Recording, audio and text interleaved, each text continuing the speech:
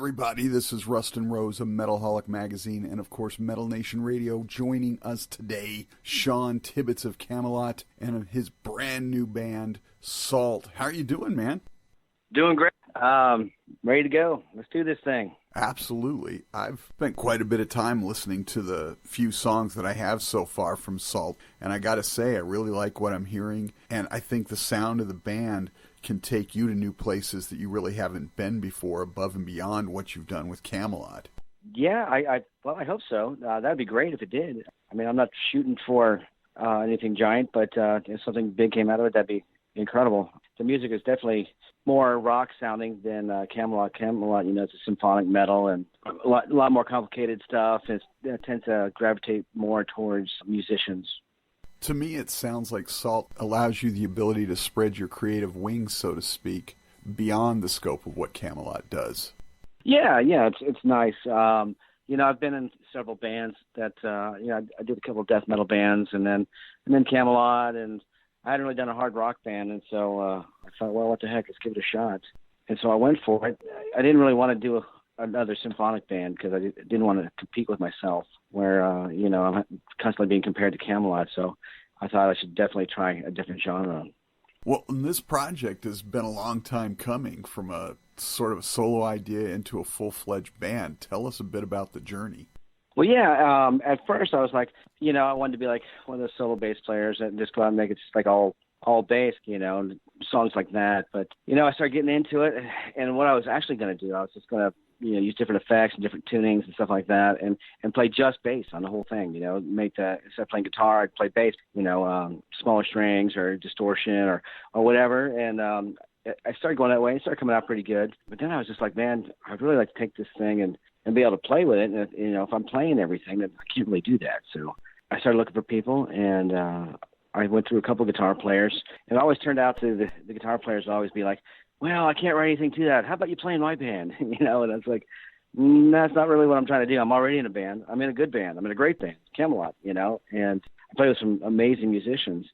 And but I want a chance to write something that's different from me. I don't want to play somebody else's music. I want to write my stuff. And so that's what I did. So I went through the three guitar players, and I was getting a tattoo down at my buddy Biscuit's shop, and I was complaining about it, that I couldn't find anybody, and that they just kept on doing that, asking me to play in their band. And he said, oh, well, this guy over here, this other tattoo artist, he's a guitar player. He's really good. And so it turned out to be Curtis, and Curtis said, yeah, send me this stuff. So I did, and his riffs just blew me away, man. And here we go. So then we started looking for people. Yeah, you got to send a nod out to Biscuit. I mean, not just for putting you guys together, but man, what a name, Biscuit Bewley. That's just awesome. Yeah, right. He's a great tattoo artist too. He's done actually almost all my tattoos. He would have done them all had I met him earlier. He's really good.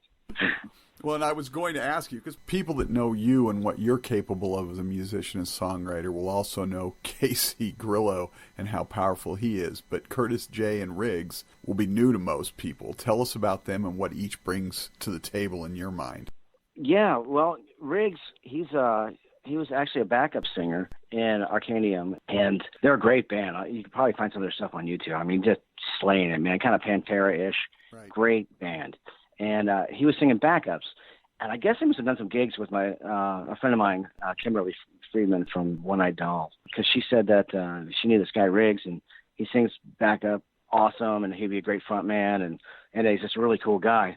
And that was the other thing, too. I wanted to just find somebody. I wanted to find people that, we were friends first and then musicians, I really wanted to bond, had that whole bonding feeling again I had like when I was a kid in bands, And so she knew that's what I was looking for, and so she turned me on to him, and Curtis and I sent him some demos. He sang on them, and man, there it is. He was really good, and he just blew us away.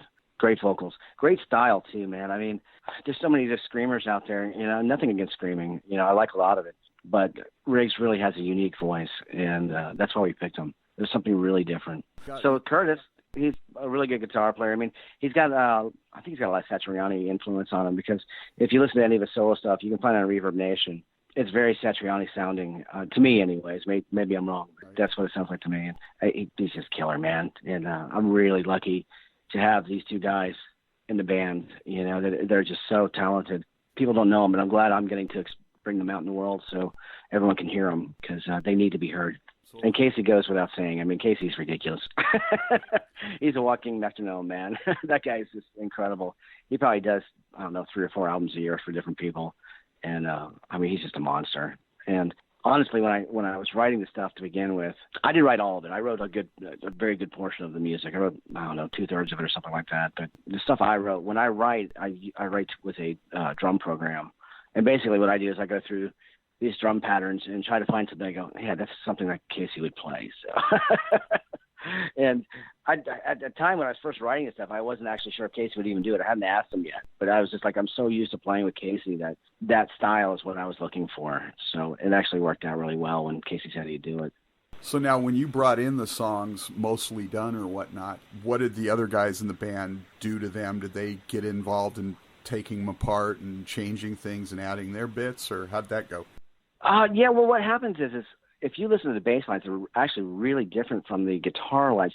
A lot of music out there, the bass just follows the guitar all the time. Right. And since I wrote it on bass, Curtis was actually challenged to write it a little bit differently. If you listen to these songs, the bass and the guitar are actually doing different melodies on most of the songs. So it's pretty cool. And when we do lock into the same groove, it really kicks in at that point because of that. So what happens is I'd write the meat of the song, and then I'd send it to Curtis.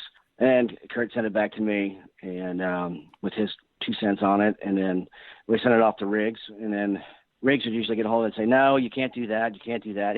And I'm like, "Oh my God, you're chopping up my baby!" So he would dice it all up and put it all back together, and send it back to me, and then Curtis and I take it from there, and we get all the bugs out of it. We re-record it, polish it up, and Riggs sings on it again. Then it actually goes off to Casey. And then from Casey off to Oliver Palatine, who's producing it for me, who's the keyboard player from Kamelot. Right, I was going to mention that. You tapped Oliver to produce, and I think Jason Sewell from One Eyed Doll had his fingers in there a little bit as well on some of it, the vocals or something. Yeah, he did. We actually recorded the vocals with a friend of ours, Adam Stewart, originally. He lives in Colorado. He's got a little studio there. And when we were doing the vocals, actually, I sent them all to Ollie, and they weren't really divided up into, vocal tracks all the way. They were just kind of like, here's all the tracks, go for it. And there were so many of them. There's like 12 vocal tracks, and it was taking Ollie forever to pick through them and everything. So Riggs was over at Jason's house, and Jason said, well, hey, I'm a producer, so give Sean a call and see if, maybe we can edit these things down for Ollie so he doesn't have such a hard time. We can knock these things out. And so that's what they did. They basically went through them, and they actually did a couple more tracks over top of it, and he chopped them all down so, Ollie could just throw them on the songs, and boom, it was ready to go. For you as a songwriter, who or what do you draw inspiration from? Honestly, it's funny you asked that. I was thinking about that tonight. And, the thing is, I've got so many bands I really like, my obvious favorite heroes are like, John Paul Jones and Geezer Butler. Right. Those two guys, to me, are great songwriters and players, and I really love those guys. They're probably my 2 favorites. But there's just so many out there, so many great bands, man. That it's I would sit out and go, wow, man, I hear something from the Carnival. I go, oh man, those guys are great. I think I'll write something like that, and I sit down and it comes out totally different. So I can't tell you how many times I sat down and go, man, I like that style. I think I'm going to try to write in that style. And it just totally comes out completely different, which is good because I don't want to rip anybody off. But, this is just what comes out of me. The debut album is mostly complete. It will be titled Seeds of Power. What is the significance to the name? Well, actually, we were throwing names around, and we had Sault, and I was just like, I'm not sure about Sault. What do you guys think? And then Riggs had a whole list of names he's been gathering over the years, and that was one of them. I don't really know where he got that, actually, but he threw that out there, and I was like, wow, that's really cool. So we actually started calling ourselves Seeds of Power at first, and I was just like, you know what, that's just too long, man. It's just going to go right through people's minds. They're not going to remember that. So let's go back to Sault, and then we'll just call the album Seeds of Power. So and it's as simple as that. It was no giant deep meaning behind it or anything. Yeah, I think Sault really works. Everybody sort of heard the story at this point, how you pulled the name from Gangs of New York, and how you had to change the spelling because of Salt and Pepper. Yeah, I actually looked it up on for the copyrights on there, and I saw Salt and Pepper on it. I was like, oh man, I gotta change it. So tell us about the sound of Seeds of Power from your perspective. The sound of the album is, I actually, when I started out to do this thing, thing was, let me say this first, is that anytime I ever had a bass rig or anything like that, I've always, heard other bands or other bass players, and I'll be like, man, I love that guy's rig. It sounds amazing. So, I just go out and buy that rig. All right, cool. I like his tone. I'm going to go with that. And, as far as EQ goes for basses, it's like you either get smiley face in the EQ or you've got the sad face, as far as, your settings on there. And so instead of doing what I've always done, I actually set out to make a bass tone that I wanted to write something that was, as soon as somebody heard the music, as soon as they heard it, they go, that's Sault. And so I really set out to make the sound of the band completely different than anything I'd ever done before. And I think it really came across well, actually. That's about it. I purposely worked hard at making it sound different. Is there a song on the album that you think is most indicative of what Sault is all about? Jeez, man, I like them all. Yeah, there's one called Fragile, and actually it's done. We just haven't finished mastering it. We're actually debating on, we brought out these 4. We're actually debating on it being one of them, but it was going to need some more production time, and I was just ready to get this thing going. Man, I've been working on this thing since 2014, and the clock is ticking before Kamelot gets back on the road again. I was like, man, we just got to go for it, and we'll let it be on the album. But I really dig Fragile. Yeah, there's only 4 out there that people have got a chance to hear so far, and I think we'll take a break right here now on Metal Nation Radio and hear one of those 4 from Sault. This is Guilt. All right, we're back here on Metal Nation Radio, joined by the amazing Sean Tibbetts of Kamelot and, of course, Sault. And we were talking about some of the songs on Seeds of Power. We've only got the 4 so far, so let's talk about those. And we'll start with A Peaceful Moment. Oh, boy, you caught me off guard. Musically, I just sat down at the drum machine, and I had a riff in my head and just started pounding away at it. And it's funny because, like, the center part of that, it's got a really strange break in the middle. And that was actually supposed to be like a Judas Priest type sound to it, and it's totally not. It came out totally different. I was going for like a Judas Priest thing, but it came out more like almost like folky sounding. So I missed my mark on that one, but it still came out cool. I like it. Adonai was like the first one I heard. Tell us about that one musically a little bit. Musically, well, it was set out to be an aggressive song, and I really didn't want to go over aggressive on the whole album. But I did want to have at least one on the album that was, had a little bit of a bite to it. I kind of scaled everything back, and pretty much most of the album doesn't have double bass on it. And I mean, double bass is pretty much the underlying theme of anything that's super heavy.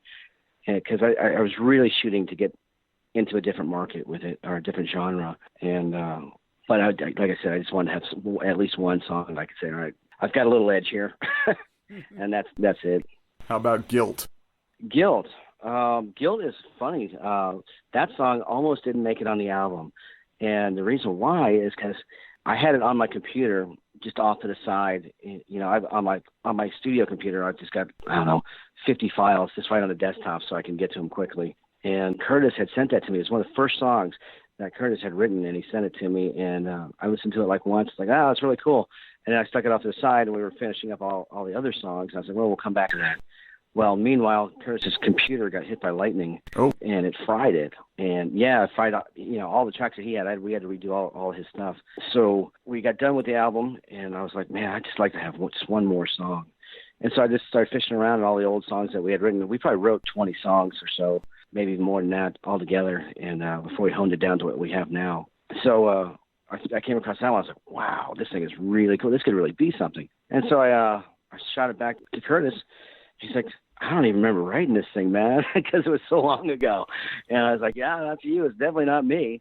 And so we took it and, polished it up a little bit, gave it a little bit of a Sault sound, and sent it off to Riggs. And, again, Riggs chopped it up and sent it back to us, and there you have it. And the last one, which I just got my ears on today, is Save Myself, which is a pretty sweet track. Yeah, Save Myself, that was actually the first one that we did, that we completed as a band. And I really like that song. It's kind of laid back, has kind of a grungy feel to it. I'm a big grunge fan. I mean, I know that was a bad word for a long time, but I was a huge Soundgarden fan, and Pearl Jam, all those guys. So I'm not ashamed of it. I liked it. I thought it was great music. I thought the singers and the writers were great back then.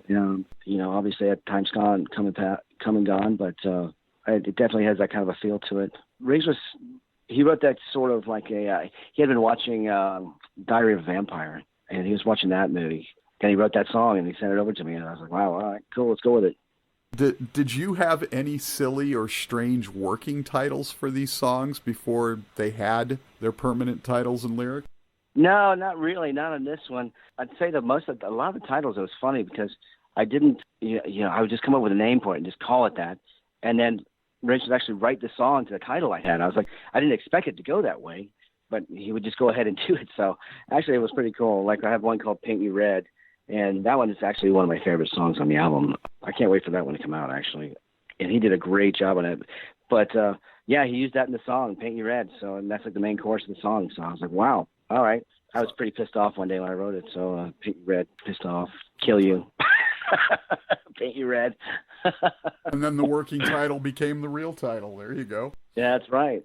Yep, exactly. Which track on the record came together the easiest, and which one did you have to sort of beat into submission? The easiest one would probably be Balance, just because there's not a whole lot. Well, there's not a whole lot for me on it, but Casey's got a lot on it, so there's a lot of drum work in there. There's all kinds of percussion going on in the thing. So that one's a really cool song. I think people are going to dig that one too. It's kind of a strange song, definitely off the wall, but it's going to be good. I think we might even start the album off with it. And which one in your mind was sort of the most difficult to beat into submission, get it the way you wanted it?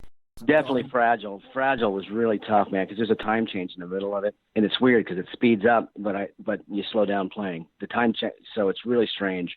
And to make it all work was really weird. And that was another reason we didn't make it out yet, because it was just like we had to splice it together and make things blend a little bit better. But it was definitely the most work to get that one out. So the other night, the Grammy did as it always does and totally butchered Metal. Did you have any thoughts on the flubs from the other night? Yeah. How many people got fired? Really? Man, the mics weren't working. I was like, oh, my God. That's just awful. I mean, you could just see it in his eyes. It's like, oh, my God, horror. You get one song on that show, and then boom. And then, of course, Megadeth finally wins an award, and they play Metallica in the background. I didn't see that. Oh, man, I wish I had seen that. What a slap in the face for Mustaine, man. That's a bummer. Yeah, I thought maybe Mustaine snuck over and unplugged James' mic as retaliation. Yeah, probably. All right, so last question, just for fun before we get out of here. So what are you into or passionate about outside of music and family? Oh, well, I'm a dog breeder, and I'm really passionate about my dogs. I breed Australian Labradoodles, and they're amazing animals, super smart, and we sell a lot of them as service dogs. They're hyperallergenic, so kids that have problems with allergies can have them. My middle son, he's got real bad allergies. He can't, pretty much most animals he can't be around, but these dogs he can. So when we actually got these dogs, we saw that was, that he could actually be around them. So we were like, well, heck, let's start breeding these things. And so that's what we do. So I'm a dog breeder now, as well as a bassist and 2 bands. See what else I can throw on there. Oh, landlord, and what else can we do? One more thing on my plate. Man of many talents. So yes, I stay busy. Are you one of those Netflix freaks like me that binge watches shows all over the place? I am actually. Yeah. Stranger Things? That was pretty cool. Stranger Things, yeah. Yeah, and the one that I just polished off in like one night was the Santa Clarita Diet. That one was pretty funny. Oh, I haven't seen that one. Is that good? Yeah, it's got Drew Barrymore and Timothy Olyphant in it. She wakes up one day and suddenly becomes a zombie, and it's humor, dark humor. Awesome, Sean. Again, thanks so much. I appreciate it. The new music is fantastic. Hopefully, we'll get to see you guys get this out on the road sometime this year, as time permits. Yeah, we're actually shooting for a fall tour. So I've already been offered a tour in Europe in the fall, so that's what we're shooting for. And then if I can squeeze it in before Kamelot goes out, I'm going to try to get a U.S. tour in maybe next winter. Excellent. And I'm assuming Kamelot's probably writing this year, and we'll probably see a new album from them in 2018. Yeah, it's coming out. I think we're shooting for April, so I imagine we're going to be in the bus in April. Fantastic. All right, brother, I'll let you go, and we'll talk soon. All right, man. Thanks. Take See ya. care.